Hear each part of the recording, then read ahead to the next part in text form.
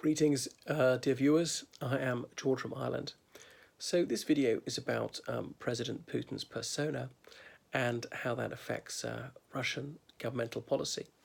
So Vladimir Vladimirovich Putin has ruled Russia either as prime minister or president, or for a few months both, for almost 20 years now. So he was born in 1952 in what was then Leningrad. It's now St. Petersburg. And it was very much in the shadow of the siege of Leningrad. This is an event which is not sufficiently understood outside the former Soviet space. So a siege for about 2.5 years in which the majority of the city's population died. An event of the most unimaginable suffering, obviously almost surrounded by German troops, constantly bombarded, and ration fell to starvation levels, and many people died of malnutrition. So it was really in the wake of that Putin grew up. There might have been a somewhat somber atmosphere in his household. He was born to older parents. Their two other children had died during the siege of Leningrad, so I suppose he was received with even greater joy than a child ordinarily is. So how might this have affected his psychology? Perhaps imbued him with a siege mentality.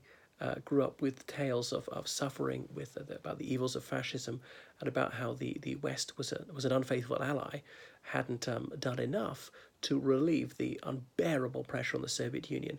A Western country would have cracked rather than suffer so much, having seen hundreds of thousands of their civilians starve to death in Leningrad. So his father had been a cook for the Tsar, later Lenin, and then Stalin. So they were at one remove from the elite. Obviously, they didn't live in such favoured circumstances, but he'd met these people one-on-one, and his father had obviously moved seamlessly from serving the autocrat to serving these communist leaders. So I suppose he was gifted at keeping his mouth shut and serving the prevailing regime. Can't blame him, his grandfather rather, can't blame him for just surviving when obviously so many people starved to death from the 20s to the 50s, or were sent to slave labour camps, or indeed were executed on the flimsiest pretext. So you could read In the First Person, which is an autobiography that Putin published just after he became president, claiming that he was a street hoodlum, a tearaway in his teens, and his parents despaired of that. He decided to take up judo, and that gave him a focus on life. From there, he approached judo with a sense of mission. But was he really this local hood, as he claims? I have my doubts. Did he make that up as part of this aura of manliness that he wants to surround him? Because juvenile delinquency was treated harshly in the Soviet Union, and he could well have been sent to a reformatory if he'd done that. So I suspect that is at least considerably exaggerated. He's obviously not tall at all.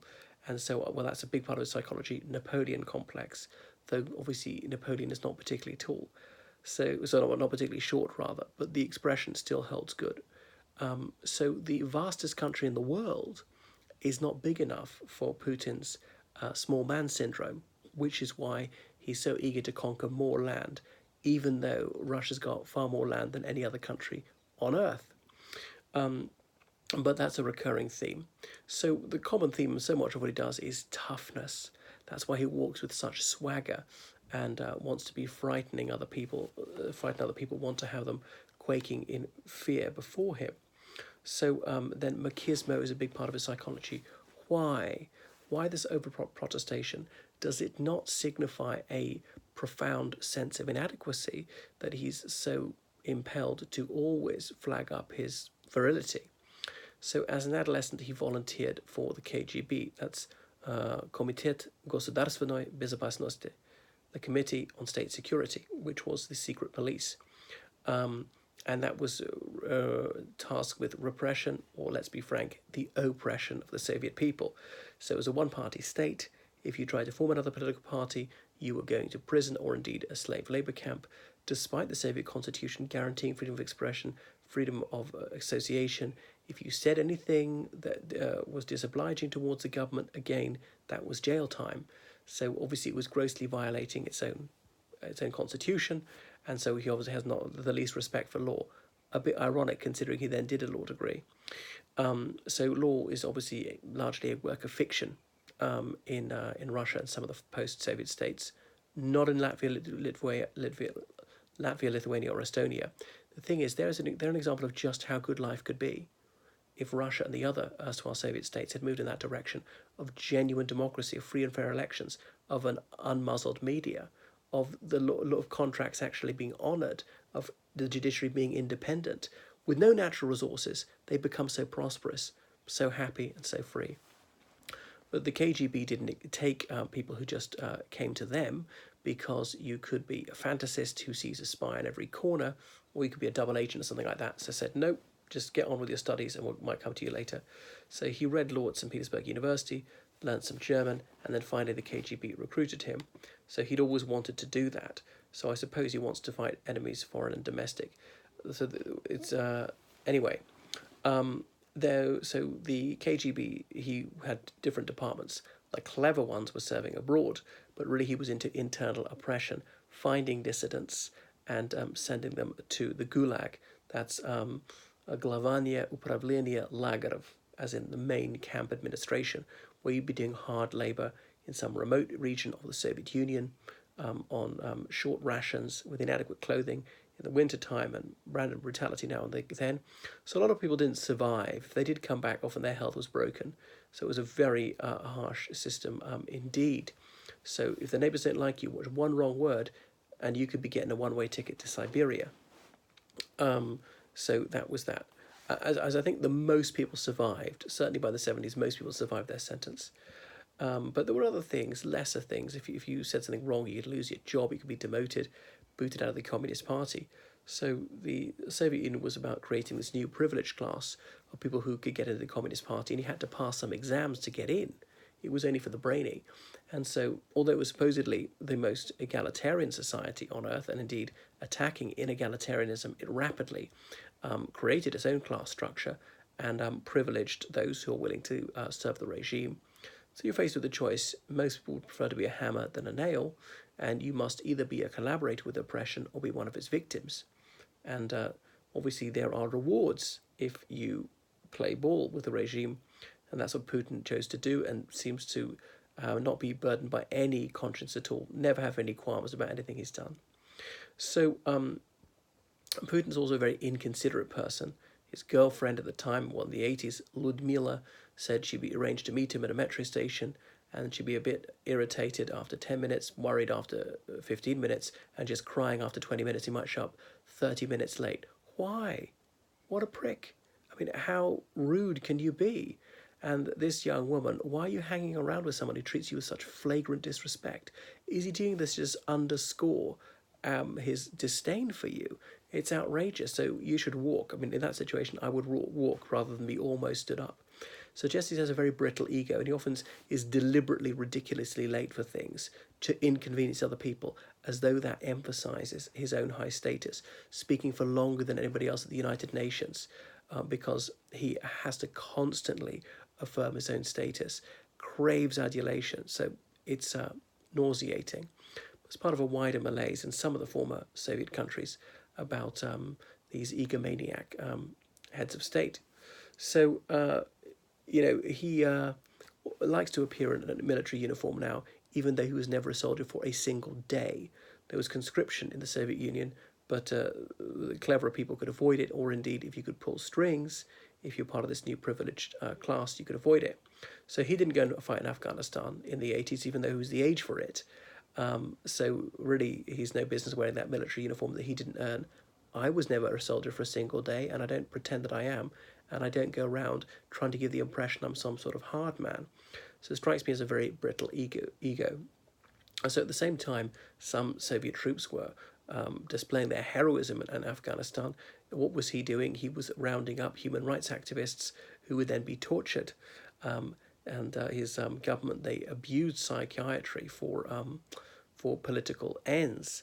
So someone who was perfectly sane would sometimes be diagnosed mentally ill and sent to a psychiatric hospital. That was one way to deal with dissidents, people who were entirely peaceful, who were campaigning for saying, well, let's have real elections, let's allow other political parties, let's have human rights, no more torture, let's have fair trials. Obviously, Putin think it would be outrageous that people would have civil liberty, because the state just must have untrammeled power, and anyone who is suspected of doing anything the state finds uncongenial will be absolutely hammered. That's what he thinks is good government. So unfortunately, Russia's usually had horrific governments, and so oppression is what the government does. Not that there are no positives, there are a few positive things, and the Soviet Union managed to get rid of illiteracy quite quickly, bring in gender equality, stop religious mania, and there was a lot of economic development. But in terms of civil liberties, it was dreadful. Only right at the end did it get reasonable. So he was posted to East Germany, the so-called German Democratic Republic. Well, it was a misnomer, but because their elections, well, the East Germans called it paper folding, as a, such a charade. So he was alarmed by just how quickly it collapsed. He very much disliked that, would like to keep it how it was. So communism is supposed to be about trying to abolish pauperism and bring in equality. Obviously, it was anything but, because people like him, they could get better housing, cars, everything, a few of the goodies of capitalism, which were denied to the suffering masses, the proletariat, I suppose. So they became the new aristocracy. It's astonishing how communists overthrew bourgeoisie and the aristocracy in 1917, but began to ape their practices within a few years. Not in all regards, but in some respects. So his personality is very much an authoritarian one. People talk about right-wing authoritarianism, but it's similar, left or right. Not quite totalitarian.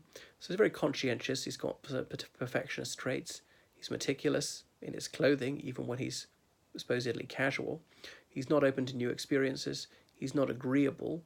Suppose he wants to be adulated and feared, not exactly liked. He demands uniformity. He's very much about policing conformity. And that's why he's worn a uniform from time to time. And how does he demand that his acolytes dress in very sober suits, very conservatively? So he is a conformist. He follows the crowd. Now he leads the crowd. You know, he's always had short, tidy hair. He's always been clean shaven. So he's a man who's utterly lacking in vision, moral courage, or broad-mindedness, and he has no qualms of conscience whatsoever. He will crush peaceful protesters without the least compunction. So he doesn't value individuality, but he's hypersensitive to threats, real or simply symbolic. He abominates out groups, okay, whether it's people who are of the wrong religious beliefs, people of the wrong sexual orientation and so on, pacifists, people like that. You know, Jehovah's Witnesses, who are pacifists, their religious denomination is outlawed in Russia. They've been sent to prison for their activities. So he's very much into categorical thinking, you know, safe or dangerous, friend or foe, and so on. Though he will obviously try to sweet talk countries which are opponents like the United States. So he overemphasizes order, which would obviously be complete obeisance to the state. He wants people to be toadies. He's fixated with security, and obviously they're able to exploit this in order to stifle dissent. Anybody who does things like talks about famines in the Soviet Union, these books can be labelled extremist. It's just a catch-all for anything the government doesn't like is extremist. Banning books with telling the truth is not extremist in his view. Or exposing kleptocracy, that's extremist, that'll be outlawed. So the Constitution says that censorship is not allowed, but obviously it is allowed. So there's all this double think, you know, that up is down and down is up, except up is up and then down is down. Sometimes, is that unclear? So he craves predictability. So he wishes to coerce people, have the populace submissive, and he's largely achieved that, and demand blind obedience.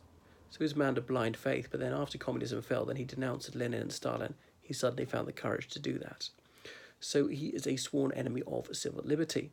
He has abominated diversity from the first, and he wants to have people cowering before him. That's why he's rather cruel, obviously. Thousands of civilians were killed in Chechnya when they're fighting there in the late 90s and into the noughties. Now, I know in modern warfare with airstrikes and so on, inevitably civilians will be killed. That's collateral damage. But that's different from if you round up civilians and deliberately kill them, knowing that it is happening. Or your troops carry out torture on a huge scale and are almost never disciplined from it. Or you deny this is happening, even if you're certain it's happening on a large scale. Or you kill journalists who tell the truth about it. No army's record is going to be blameless. Every army is imperfect, but there are levels of bad. This is one of the, and I'm afraid to say the Russian army's record on the whole is very bad. Obviously, there are some wonderful Russian soldiers. There are ones I really liked, but they might have another facet of the personality I haven't seen. Might be very personable and chummy, but if you're a civilian in what they consider to be a hostile area, I wouldn't like to meet these guys. So there's ample evidence of several fairly large-scale massacres in Chechnya, which he did absolutely nothing to discourage. If you do it to a so-called enemy civilian, even though they're Russian citizens, Putin, that wouldn't trouble him in the least.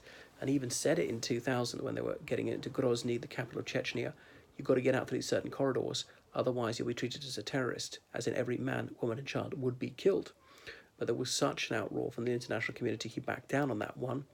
After 9/11, the United States wasn't so fast, and then he went ahead and did it. He obviously wants people to be conventional in their gender roles, in their dress, and so on. And you're not allowed to evangelize for any religious faith in the Russian Federation. Why? How does any religious faith start? You would have sent Jesus to the Gulag, even though he calls himself a Christian. He was evangelizing. And how did Christianity start? Well, Volodymyr in Kiev, or Vladimir as the Russians prefer to call him, he forced people to get baptized in the river Dnieper. So it was by coercion, not by conversion. But the preachers who came to him, they were preaching. Should that have been banned? I mean, come on, it's just ridiculously hypocritical. So obviously he is very aggressive and he tends toward totalitarianism, but they don't really have an ideology. It's hyper nationalism. Although of course he decries nationalism if it's anybody else's national identity. It's got to be Russian national identity. Now the indigenous ethnic minorities, the Chechens, the Tatars, and the Bashkirs, and so on, they have a certain cultural space and can speak their language within the autonomous regions that have been created as homelands for them. So he's highly intolerant. You're not allowed to spread so-called gay propaganda. There's no definition of that, although homosexuality itself is not a crime. And so it speaks of a deep sense of inadequacy to try to pick on such an unpopular group as gays in Russia. Anyway, so he wants to be exalted as leader. He has this rather ridiculous cult of the personality. And when he came to office, these young women sang a song, "I Want a Guy Like Putin." So he wants to police opinion. He's very censorious. And he swiftly but stealthily took over the media after he became president. Became president in 2000, and despite not having any policies at all, and obviously having set off those bombs in apartment blocks in late 1999, killing hundreds of own civilians, to provide a pretext to attack Chechnya. Why on earth would the Chechens have done this when they already had all they wanted? Why would they do it in such a provocative manner, killing hundreds of civilians, which was sure to lead to a response? And other things about that. The Russian government couldn't get its story straight about whether some explosives that were found in a block of flats, whether that didn't go off, whether they were really explosives or whether bags of sugar, or was a training exercise, and they kept contradicting themselves. Just completely ludicrous and stupid. How humiliating can it be for them? Or even announcing one of the bombs had gone off, and no bomb had gone off in that city they announced. I think it was Voronezh. A few days later, it did go off. So obviously planned the whole thing, and then just announced an explosion which had not yet occurred, and having made such a moronic mistake, didn't cancel the murder operation. So there we are, for reasons of state, willing to kill hundreds of own civilians in order to justify an attack on Chechnya was going to kill thousands of more civilians. And don't imagine, I think, that the Chechen rebels are all good people. Some of them are horrific and have killed many civilians as well, used torture on a wide scale, taken hostages and so on. Remember the Beslan school siege in 2004 when they took hundreds of school children hostage and wouldn't allow them to drink and so on. But as the Chechen rebels, terrorists, as most people would call them, said, thousands of children have died in this conflict, but nobody cares about them because they're Chechen. But if they're the Russian ethnicity, suddenly that's a different thing. So now you're going to feel the pain that you've brought to us. So I don't care whether Chechnya is independent or not. And Ramazan Kadyrov, heavily oppressive though he is not as bad as what went before. But there we are. So people like Anna Politkovskaya, a gallant journalist who fearlessly told the truth about this, about crimes that are committed by the Russian armed forces, by the Chechen rebels, or terrorists, if you will, by anyone, and she was shot dead. Why? Who would have a motive to kill her? Well, I don't think it would be the Chechens, and because she'd obviously exposed what they'd suffered, as well as the crimes some of them had committed. But her purse wasn't stolen. It wasn't a sexual motive. Nobody seemed to have a personal grudge against her. Only one reason to kill her is because she told the truth, and Putin considered that intolerable. So there's plenty of attitudinal evidence of his loathing of deviancy, as I say, his sartorial choices, what he does with his rather few follicles, his facial expression, very rigid. He's a control freak in himself, why so into fitness and with others. So he's ethnocentric, even though there are over 70 ethnic minorities, indigenous ethnic minorities. Like when the Russian hacking of the 2016 election became absolutely incontrovertibly proven, he tried to shift the blame, saying, "Oh, well, maybe it was Russian Jews or something," as though they're not really Russians. Because up until this time, that I thought that anti-Semitism was not one of his vices. Perhaps I had him wrong. So he's someone who lacks intellectual humility, can't accept that he's wrong. There's obviously very much my side bias. I suppose at some level he always do realise what he's saying is bull about Russia having a free media, and muzzling the media is quite important. So as I say, he came to office in 2000. Shortly after that, the Kursk submarine got trapped under the Barents Sea, and they could have been rescued, but he wouldn't accept foreign help because then they'd seen inside the submarine. So he let all these guys die, and the media absolutely caned him for it. So he vowed that would never happen again. Anyway, there'd been a free-for-all in the media in the 90s, and he realised that controlling the media was necessary in order to control the public mind. So within a few years, the independent media was all but gone in Russia. Almost every media outlet is owned by the state, either directly or indirectly. The state just owns some of it outright. Sometimes it's a majority shareholder. Sometimes it's a semi-state company as a majority shareholder. So that's that. So you wouldn't say anything the government would find disobliging if you know what's good for you. The astonishing thing recently was Ivan Golunov, that journalist who was framed with the police planting drugs on him, that he was released because of a rare display of dissent by some newspapers. See, Freedom House rates Russia as one of the lowest in the world for press freedom, 100 being the most unfree, and Russia something like 83. And it's a very standard practice of the police to put drugs on a dissident journalist and send him to jail for years. So he has to get the media to pump out the narrative he wants people to believe, likewise the educational system, and that's why there's this deeply worrying rehabilitation of Stalin. His repressions are minimized, simply calling them that, not calling what they were, mass murder, many people judicially murdered, put to death after an absolute farcical trial of the most trivial thing, let's say owning a book by Bukharin, who was a communist rival to Stalin. For example, Dmitry Volkogonov, a biographer of Lenin, a KGB officer who discovered all the horrors that Lenin had authorized, his father was shot dead for owning a book by Bukharin, for owning a book by a member of the Communist Party. And there are many more examples of this, and whole ethnic groups removed from their homeland. For example, Tatars in 1944, Crimean Tatars, after the danger had passed, and indeed Chechens. No wonder the Chechens don't want to be part of Russia, and many of them dying on the journey. Why on earth isn't our image in the West of the Soviet Union accurate? Why isn't it people being forced into a cattle wagon with just a little bit of water for a day's journey and some of them dying on the way? That's what it should be. We have a certain image of the Third Reich, of people being pushed into gas chambers, right? Now, people weren't pushed into gas chambers in the Soviet Union, but hundreds of thousands of people were shot dead by the state, unarmed people, or people who'd never taken up arms against the state.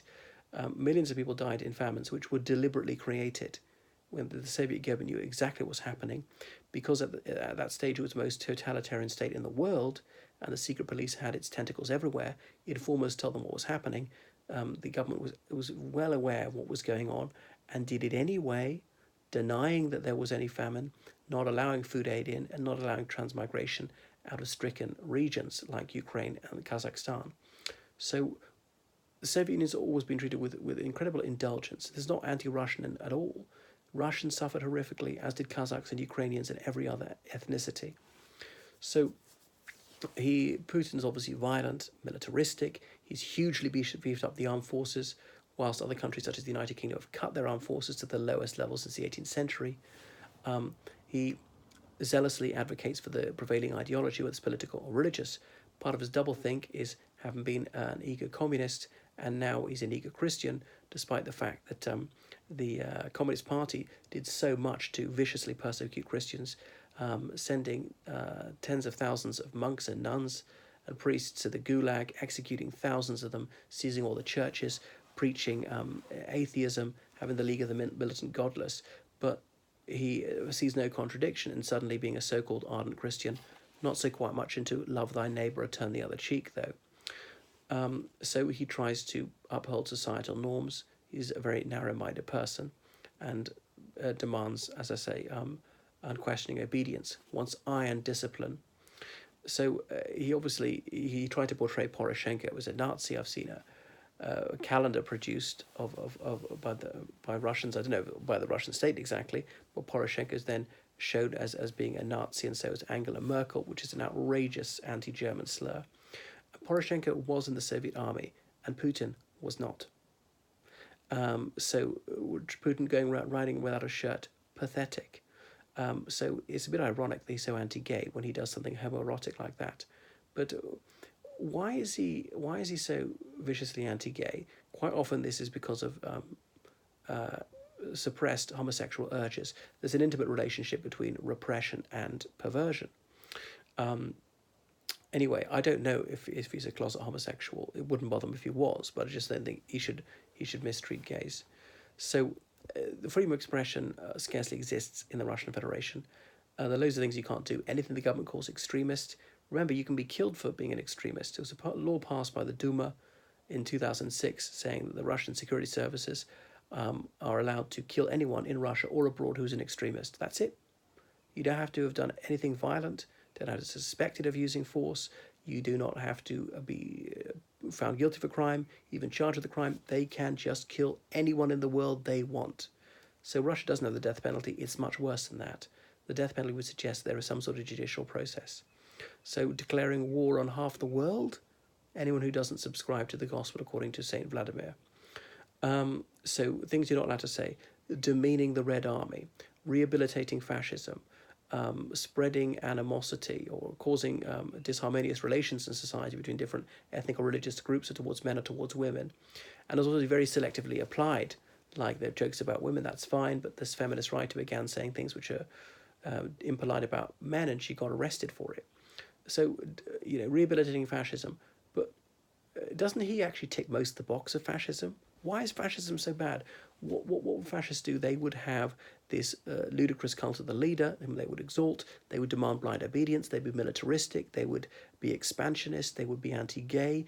They would persecute religious minorities. They would go in for machismo. Is this starting to ring any bells? They would have elections which were a complete sham. They would have show trials. They would take over the media. They would pump out hyper-nationalistic propaganda.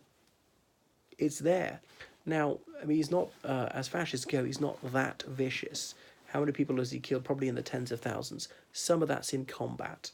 Okay, it's not genocide. I think the number of civilians killed in Chechnya, I don't think that meets the standard of genocide. It's not, I don't think, intending to wipe out even a significant part of the population. He's just done nothing to prevent it, even though, it behoves him to rein his troops in. Okay, every army is going to do this, commit a massacre, which is dreadful. We should stop that. They should be held to account. Some put them on trial, and if found guilty, humanely detained. But he's known it's happened many, many times and does nothing to try and reduce the frequency or scale of such barbarities. Anyway, so he obviously disseminated hatred towards Azerbaijanis in October 2013.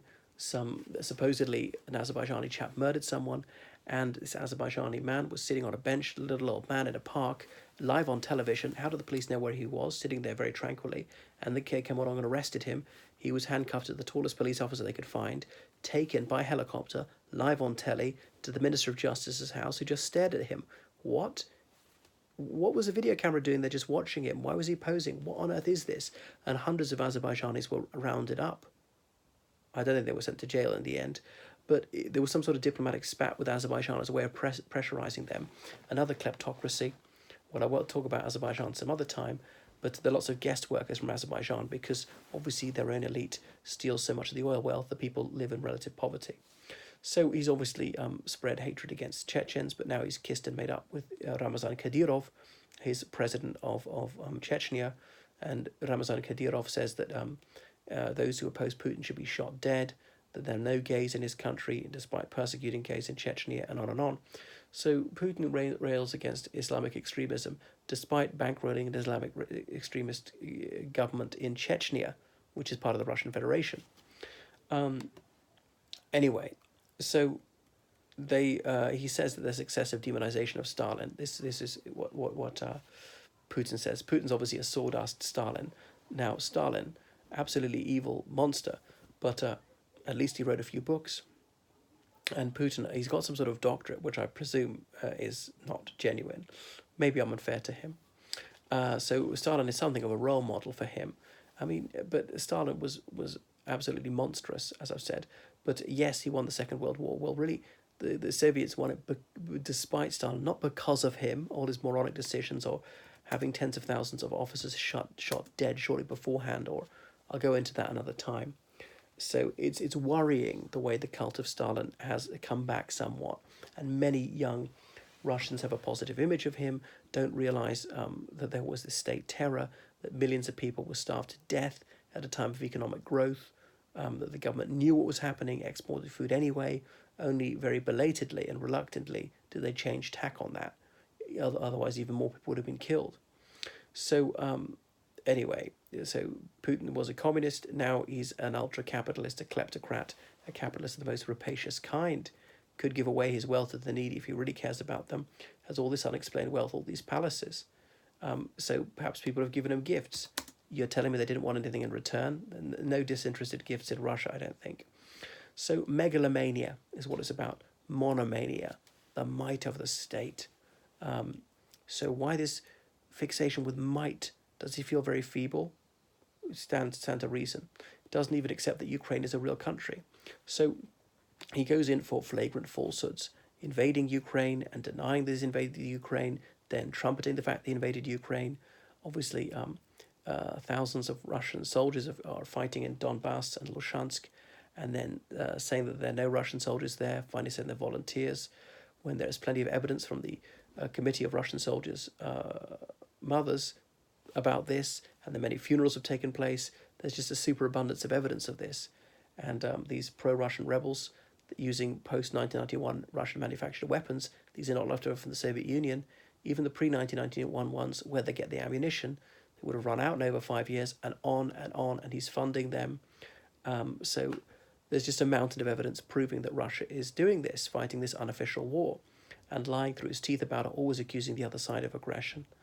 But it's not really worked out for him. It's a bit of a drain on resources. For all these gas attacks in Syria, which have killed thousands of civilians, which he has carried out, and not allowing, saying we won't allow inspectors in to the site for some time afterwards so they can clear up the evidence, and then saying, okay, the UN can investigate, but they can't apportion blame. Why not? Why doesn't Russia want to blame apportioned? Because they know they did it and they know they'll be blamed, and so on. So this is the land of outright lying. I'm not saying that most Russians are dishonest, but the government certainly is. Tells absolute whoppers of lies, almost non-stop. And I'm not saying no other government lie. They do sometimes.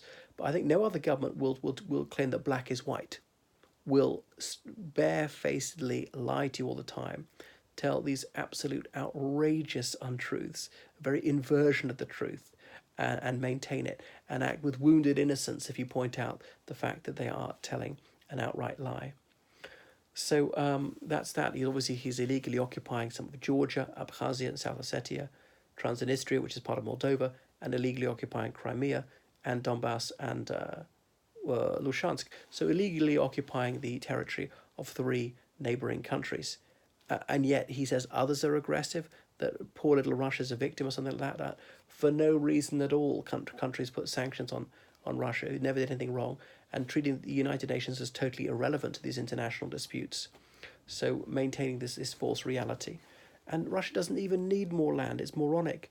Russia could be so much freer and happier if less money was spent on the military and just solved its problems, diversified the economy, spent more on healthcare and education and pensions and all the rest of it, and that was that. Instead of this grandstanding for no good reason, instead of creating extremists by oppressing people so much.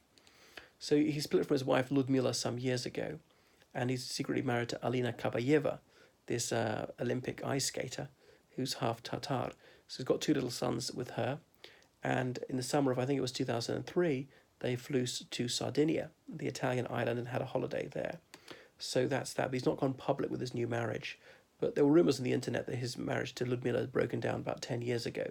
But the divorce was only announced more recently. So that's that. So I'm very against Putin, but I'll admit, there have been some achievements. The economy has grown, again, really despite him, not because of him.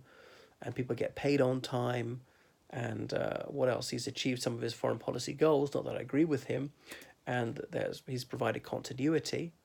And the state is executing its functions fairly efficiently. Could be an awful lot worse. So, he craves power, and he desperately needs to be the cynosure of everyone and to be put on a pedestal, constantly wishing to underline his own importance and surrounding himself with toadies. He's very revengeful. He's got a long memory, and he's obviously warned Russians that the long arm of Russia will kill you abroad if you say anything that I don't like. And that's why he's so utterly merciless, carrying out these numerous atrocities in Syria. So it's all very sad, and unfortunately I don't see any chance of significant change. He'll probably retire in about 5 years' time, but I don't think his replacement will be much better.